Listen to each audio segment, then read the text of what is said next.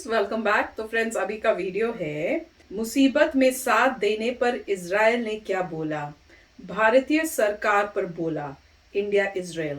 तो चलो देखते हैं भाई क्या है ये न्यूज। तो वीडियो शुरू करते हैं, पर वीडियो शुरू करने से पहले अगर आप चैनल पर नए हो और आपने अभी तक सब्सक्राइब नहीं किया तो जल्दी से पहले सब्सक्राइब के बटन और बेल आइकन को क्लिक कर लो ताकि आपको हमारे सारे न्यू वीडियोस के नोटिफिकेशन मिल जाए जैसे हम अपलोड करें। अगर आपको वीडियो पसंद आता है please like and share. And हमारा दूसरा चैनल, ट्विटर, इंस्टाग्राम अकाउंट सबके डिटेल्स डिस्क्रिप्शन बॉक्स में, उनको भी सब्सक्राइब और फॉलो कर लेना। चलिए शुरू करते हैं। एक कहावत तो आपने सुनी ही होगी, हाथी के दांत दिखाने के कुछ और होते हैं और खाने के कुछ और ये कहावत बिल्कुल ठीक बैठती है भारतीय सरकार पर, जिसने इस पूरे इजराइल फलस्तीन मसले को कूटनीतिक स्तर पर बड़ी चालाकी से हैंडल किया। पूरी दुनिया के सामने फलस्तीन से सहानुभूति दिखाई, लेकिन अंदर ही अंदर भारत और इजराइल दोनों कांटेक्ट में थे। और इस बात की पुष्टि भारतीय सरकार या किसी भारतीय डिप्लोमेट ने नहीं की है, बल्कि ये खुलासा किया है इजरायली डिप्लोमेट ने।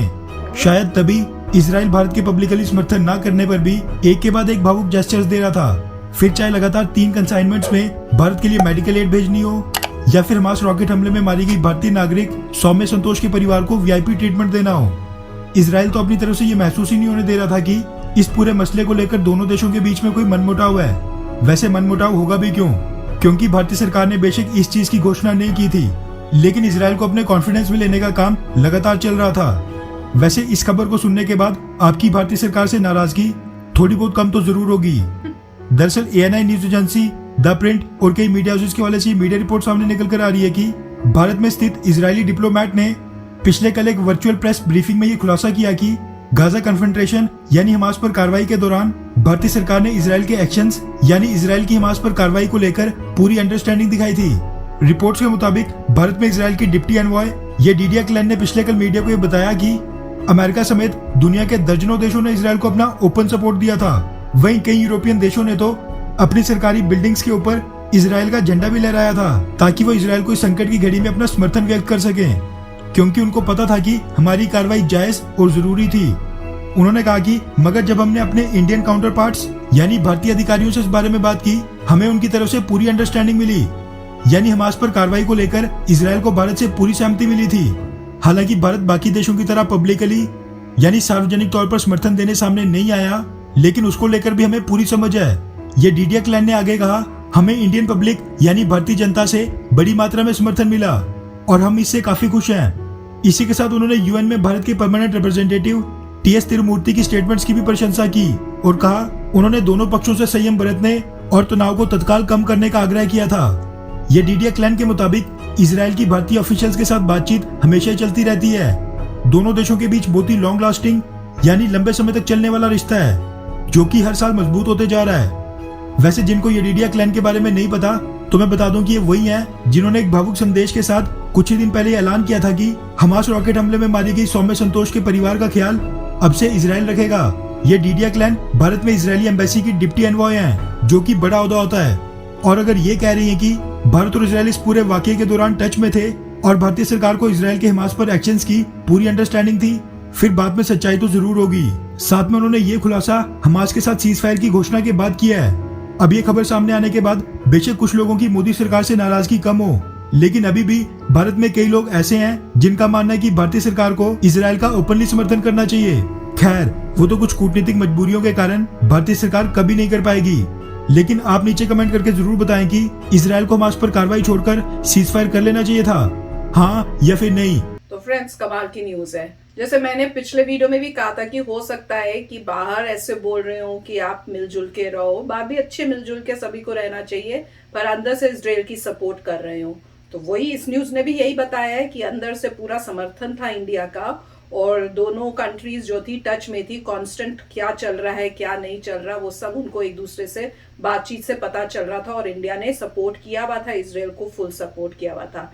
ये अलग बात है कि सेम वे से जैसे बाकी कंट्रीज कर रही थी पूरा ओपन सपोर्ट, वैसे इंडिया ने नहीं किया, और इंडिया की मजबूरी होगी, कोई रीजन होगा, कुछ वजह होगी, क्योंकि ऐसे गवर्नमेंट हर चीज सोच के ही करेगी जो कंट्री की बेनिफिट के लिए है। मेन तो उनको वही देखना होगा। पर जैसे बाकी कंट्रीज कर रही थी, जैसे ओपनली सपोर्ट किया, और जैसे बता रहे हैं कि कईयों ने तो इजराइल के फ्लैग्स भी लगाए हुए थे अपनी बिल्डिंग्स के ऊपर दिखाने के लिए कि हम पूरा सपोर्ट करते हैं साथ में इजराइल के। तो वैसे इंडिया नहीं कर पाया। मे बी कुछ टाइम में सिचुएशन इतनी अच्छी हो जाएगी कि इंडिया को ओपनली सपोर्ट करने में कोई हिचकिचाहट नहीं होगी। होपफुली होप तो यही है। पर देख के बहुत अच्छा लगा कि इजराइल जो है वो सामने आके ओपनली बोल रहा है कि उनको इंडिया का सपोर्ट था।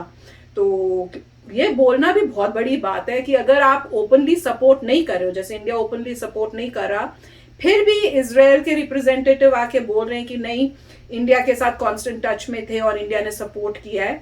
It is simply amazing. मुझे लग रहा है कोई बहुत ही गहरी फ्रेंडशिप है इस टाइप की इंटरनल, कि ओपन ना सपोर्ट करने के बाद भी अगर कोई वो कंट्री बोल रही है तो डेफिनेटली बहुत बड़ी बात है। ये सोचने वाली बात है। मतलब इंडिया ने कुछ इंटरनली इतना अच्छा सपोर्ट दिया है या कुछ इस टाइप से हेल्प की है कि उनको भी समझ में आ रहा है इजराइल को कि इंडिया की कोई है रीजनिंग जिसकी वजह से वो अंडरस्टैंड कर पा रहे हैं कि इंडिया इस टाइप से स्टैंड ले रहा है। पर क्योंकि मुझे याद है जो वो बता रहे थे कि वो मीटिंग में, यूएन की मीटिंग में कुछ जिस तरह से वो बात कर रहे थे और बोल रहे थे मतलब एक दूसरे को मतलब बैठ के सूझबूझ करके ये सब खत्म कर देना चाहिए उस टाइप से।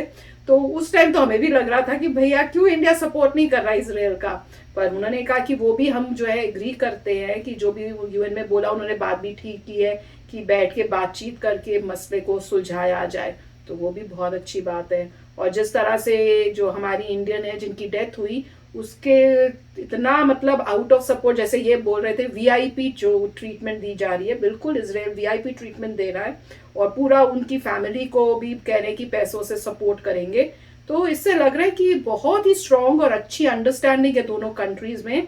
और इंटरनली बता चुके हैं वो कि इंडिया मेरे ख्याल से बता चुका है कि ओपनली शायद हम नहीं करेंगे, पर इंटरनली पूरा हम आपके साथ है, जो हेल्प चाहिए आपको मिलेगी। राइट, अच्छा वीडियो। तो उसमें मेन पॉइंट यही है, देखिए कि इंडिया को सुपर पावर बनना पड़ेगा, उसके बाद ही इंडिया ऐसे ओपनली सपोर्ट कर सकता है। क्योंकि जब तक आप जो हैं 100% इंडिपेंडेंट नहीं होते, कि इतना कि हम एक स्टेटमेंट देंगे, जिनको पसंद नहीं आए, उन्हें ट्रेड नहीं करना, मत करो, जो करना है कर लो, मगर इंडिया फुली सेल्फ इंडिपेंडेंट है, खुद ही सब कुछ कार्य कर सकता है, वो सुपर पावर वाली बात हो जाती है कि हम सुपर पावर हैं, हम किसी पे डिपेंडेंट नहीं हैं और ये हमारी स्टेटमेंट है। तुम्हें अच्छी लगती है, अच्छी बात है, नहीं अच्छी लगती तुम्हारी प्रॉब्लम है। और जब तुम सुपर पावर बन जाते हो, जिनको अच्छी भी लगती है फिर भी ट्रेड करते रहते हैं क्योंकि उनको ज़रूरत होती है। तो अभी उस स्टेटस तक, अभी उस लेवल तक इंडिया नहीं आया है। ऐसा सोचा जाता है कि अगले 10 साल में इंडिया काफ़ी क्लोज आ जाएगा और तब जो है इंडिया बोल पाएगा जो बोलना है, जिसको फ़र्क पड़ता है। मतलब इंडिया को फ़र्क नहीं पड़ेगा स्टेटमेंट। जैसे आप देखते हैं नॉर्मली जो सुपर पावर्स आज मानी जाती हैं वो हैं बेसिकली यूएस, रशिया और चाइना। वो स्टेटमेंट्स देते हैं अपनी, वो अपनी कार्रवाई करते हैं, उनको फ़र्क नहीं पड़ता पूरे वर्ल्ड को क्या हो रहा है क्या नहीं हो रहा। क्यों? क्योंकि वो किसी पे डिपेंडेंट नहीं है, वो इंडिपेंडेंट है, वो सारा काम खुद ही कर सकते हैं, उनको फ़र्क नहीं पड़ता। दुनिया को उनकी ज़रूरत है मोस्टली, आप ये देखिए उनको ज़रूरत है मगर दुनिया को मोस्टली उनकी ज़्यादा ज़रूरत है। तो उस तरीके से, और यहाँ इजराइल देख रहे हैं उसको फ़र्क नहीं पड़ता क्योंकि वो तो अपने सर्वाइवल के लिए कर रहा है। तो एक वो है कि जिसको सर्वाइवल है, उसको कोई फ़र्क नहीं पड़ता पूरे वर्ल्ड का, क्योंकि सर्वाइवल के लिए कर रहे हैं तो वो तो बोलेंगे उनका सर्वाइवल है।